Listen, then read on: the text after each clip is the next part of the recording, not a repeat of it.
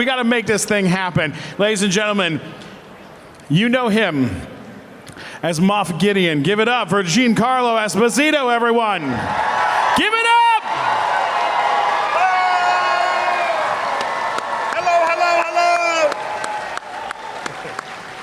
Thank you, thank you. And ladies and gentlemen, please welcome absolute royalty, Fennec Shand on The Mandalorian and in the big Star Wars universe. Give it up for Ming-Na Wen, everyone. Yeah.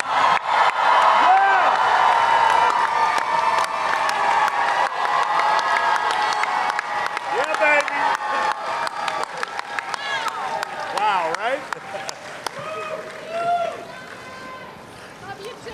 How about another giant round of applause for these two incredible people? Steve. I'm so excited. We gotta jump right in because this is amazing. Okay, you both have had amazing careers prior to being on, in the Star Wars universe. How has your career changed since, your characters debuted on The Mandalorian? You wanna take that one first, or? Well, sure, why not? Okay, because I'm gonna take pictures. I love it. Pictures worth 1,000 words. There's nothing like being in a world where you are in the world of mythology and fantasy, and a world that's much bigger than you are, that teaches you life lessons through great stories. And so my career has changed quite a bit when I didn't think it could change anymore. I've been on an even kind of keel for a long time. I've always wanted to be wielding a dark saber. I have always wanted to swing a cape around. And so I'm like a kid in the candy store. I really love it, and I'm really happy to be there, and it's done great things for my career, of course. I swing a cape around constantly at home, but my dog does not like Steve. it. Yeah? I picture that, yes, right bet. now. Well, I've been a huge Star Wars fan since I was a little kid, and it's just been an absolute dream come true for me. And I can't explain my life right now because I feel like I'm having an out-of-body experience, living my fantasy that has become my reality. And you guys are absolutely the most amazing fans, and I'm so happy you love Fennec Shand because I love her too. Yeah, and we're getting more Fennec Shand very soon in Boba Fett. Come on. The Book of Boba Fett. The Book of Boba Fett. Yes. That looks incredible. If you were, you're going to be taking over Jabba the Hutt's criminal underworld, what is a character that you would like to see brought back into the fold, into the underground fold? Any? Oh, gosh, I wish I could say, but for me personally, I would want all the OGs to come back, all the original characters. Can we Star get Wars a Dengar? Can I be Dengar? I will wrap my head in bandages. I'm ready. I love it. Or something in a cape. Yes, anything in a cape.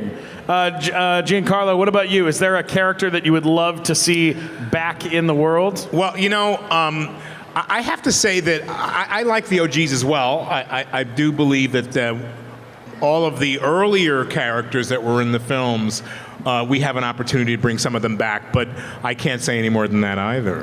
We can't. We'll get in trouble. I see a Bosk over there. Is that?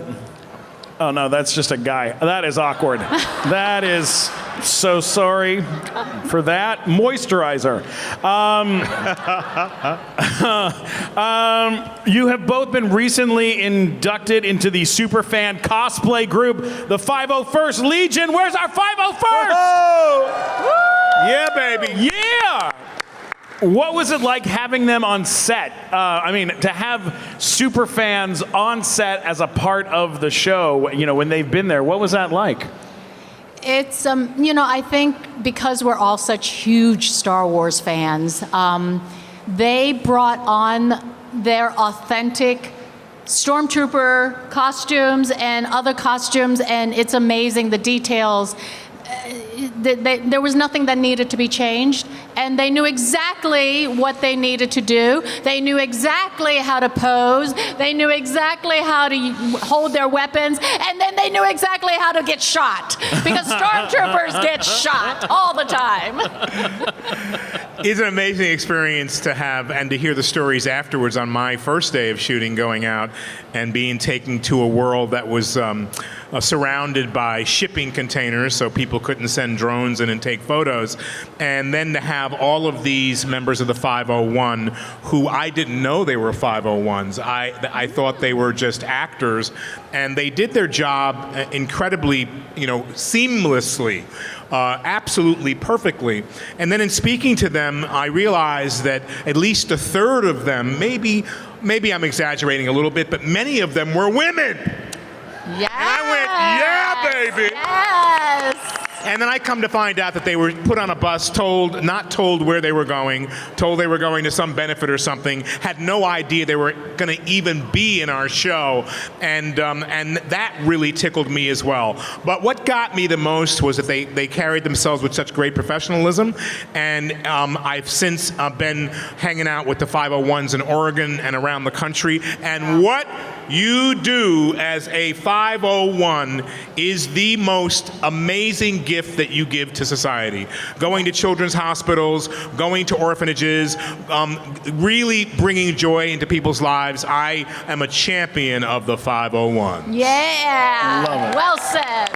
Amazing. It's incredible. Now, I know this is a bit of a tricky question. But I will admit something loud first. When I was doing Big Time Rush on Nickelodeon, as we wrapped our show, thank you. Oh, thank you so much. Very kind. When we wrapped, I stole basically the whole set. I stole all of my gold records, and I took everything home and filled up my house with it. And then they called and said, "Can we have it back?" And I said, "I don't know what you're talking about." Is there anything that you were able to take from? Do you have any memorabilia, anything that you've taken home from? Not even just from Star Wars, but from your entire career. Is there anything you're a big fan of that you've gotten to keep? Took me 10 years to get a Los Pollos Hermanos tray. A red tray from Los Pollos Hermanos. I've been signing them for years. Finally this year I go back and they put a red tray in front of me and I said, "I'm going to steal this." And I did. And I'm so proud of myself. Other than that, I only had a paper cup. Yeah. From Star Wars, we could get busted big time if we admit to stealing anything. But I was given a wonderful challenge coined by Jon Favreau, at least 10 of them, and a really beautiful one, and I know it meant a lot to him.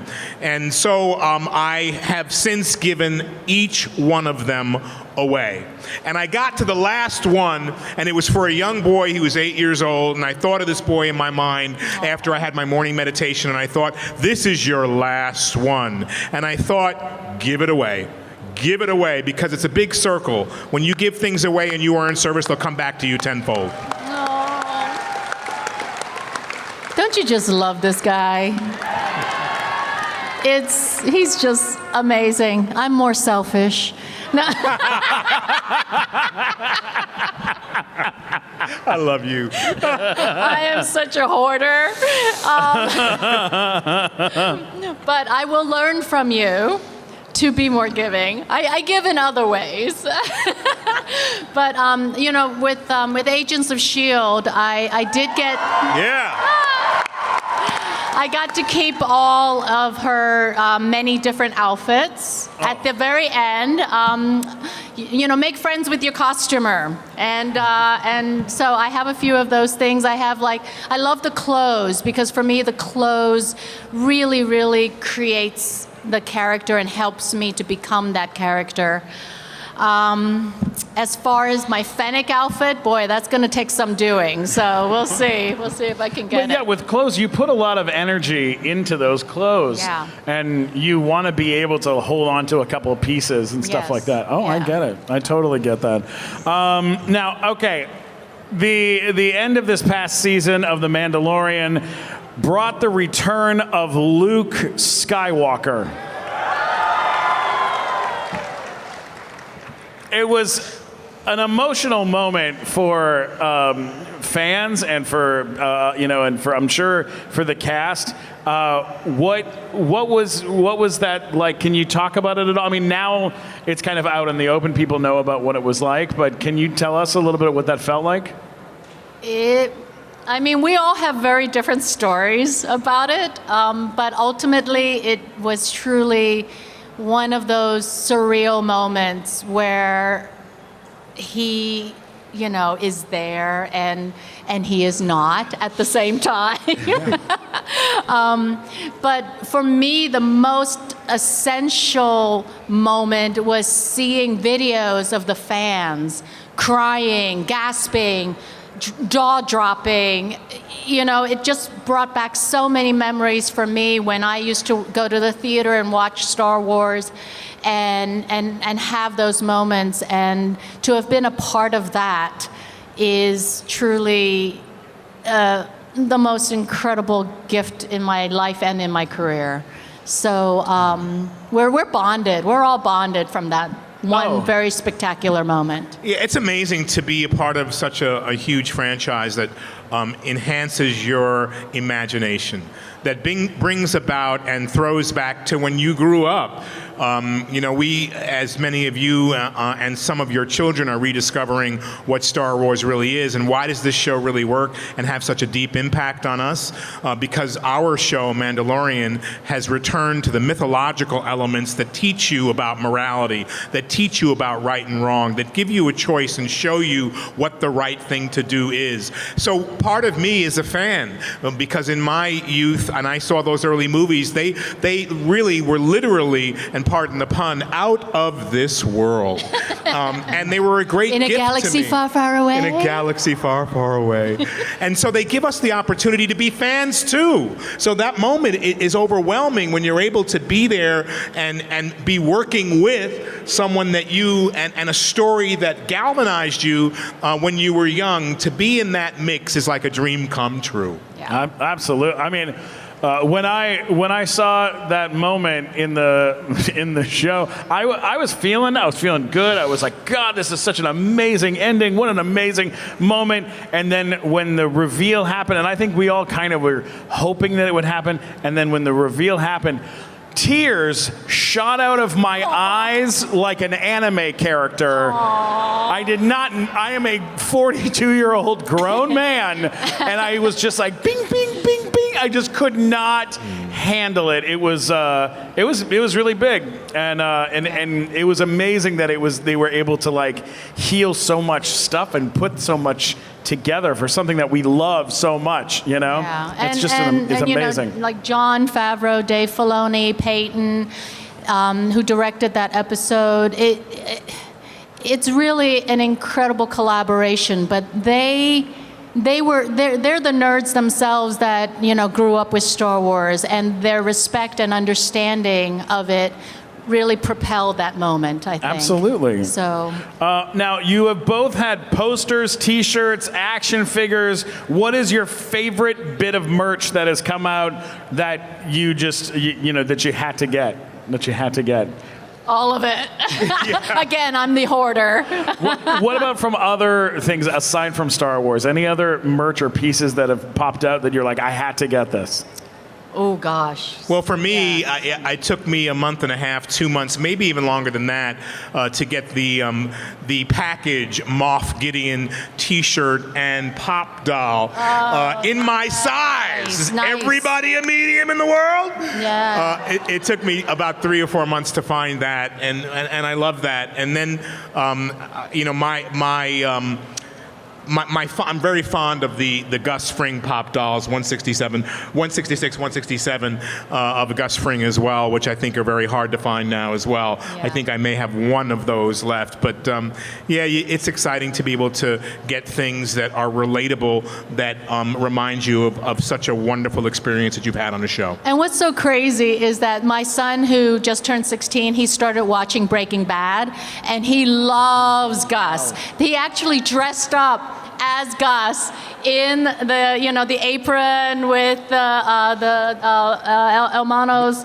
Los Pollos Hermanos, the clip-on Pollo tie. And Hermanos. you got to tell him, for me, he looked great. He did. He was so into it. It's just so awesome. Yeah. I Full love circle. that. A big question that came from some super fans out there was Grogu. Being on set with Grogu, we've heard stories of like Werner Herzog reportedly like not being able to like break eye contact with him on set and and like trying to talk to him in between takes. Do you have any stories of working either with Werner Herzog or with Baby Yoda, Grogu?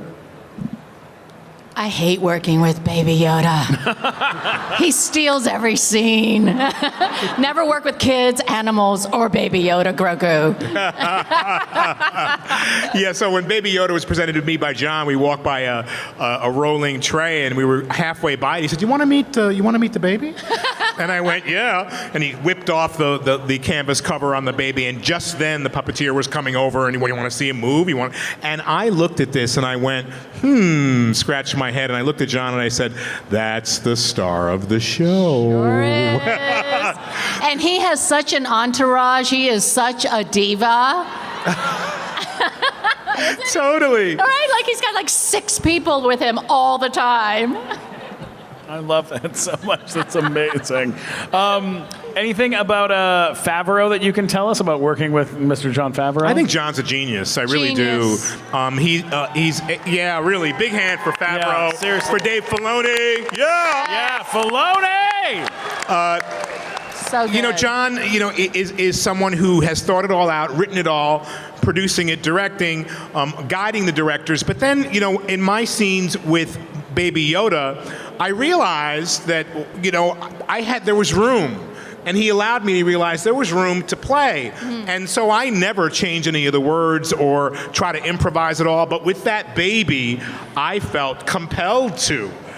And I really, and that's how, you ever seen one of these? You're liable to lose an eye. That's how all that came up. I was messing around. I was joking and having fun. Yeah. Because I realized, I'm a little tight here because, like you, I was nervous the baby's going to steal the whole scene. so I thought, have fun with this baby. And that would be a misdirect as to whether or not whether Moff Gideon has nefarious ideas for this child, or is it possible that he would want to extract something from this child that he could use that would be for the betterment of all of humanity. And then I started to really be free and think, don't think in one linear way, think in a way that's circular, that could be inclusive of all of our Star Wars world. And John, he's such a great storyteller. Like, you could spend hours just listening to him as he's explaining the scene, explaining the moment, and what happened before, what's going to happen next.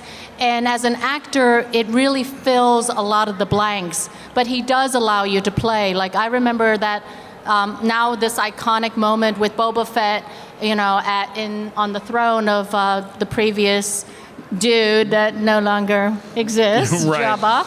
I was standing very, very military stiff and next to Boba when we were doing the montage, and he just came over and he's like, these guys are bounty hunters. Let's see what we can. I just feel like he has such a wonderful instinctual feel for everything, and he's just like, what if we make it a little more relaxed? What if we, and that's when that whole tableau became what it is now, where I'm sitting, where I'm drinking, and it kind of tells the story without needing words. It's an image, and he understands that so well, it's remarkable. That's absolutely incredible. Before we wrap up, one last question. Is there one hint of absolutely anything that you can say about the future of your characters or of the show? Anything at all? We'll take anything. Right? Let's see. The Book of Boba Fett comes out December 29th. Happy New Year. Merry Christmas. On Disney Plus. Will Rancor wear a Santa cap? Anything? Lawsuit. Look forward to the season 3 of Mandalorian coming soon. Social medias. Do you guys have social medias? Will you let people know where they can find you on the internet? I'm at Ming-Na on Twitter and at Ming-Na_Wen on Instagram, I believe. God, you're doing better than I am. Yeah. Yeah, just look for Giancarlo Esposito 1, Instagram, Twitter, and Facebook. Check it out, baby. Speaking of which, wait, hold on. You can always get me at Stephen Glickman on Twitter, Instagram, YouTube, and TikTok. And then our podcast, The Nighttime Show. It's a very colorful booth. It's right over there. Great idea. Big shout out to Regina Carpinelli for hooking this up. Anovos for the helmet. Guys, thank you all so much. We love you. And we love Star Wars. LA Comic-Con. This is John Glover, and you are watching Fandom Spotlight. Be sure to like, share, and subscribe. Lionel Luther recommends it. Have some fun. Follow your fandom.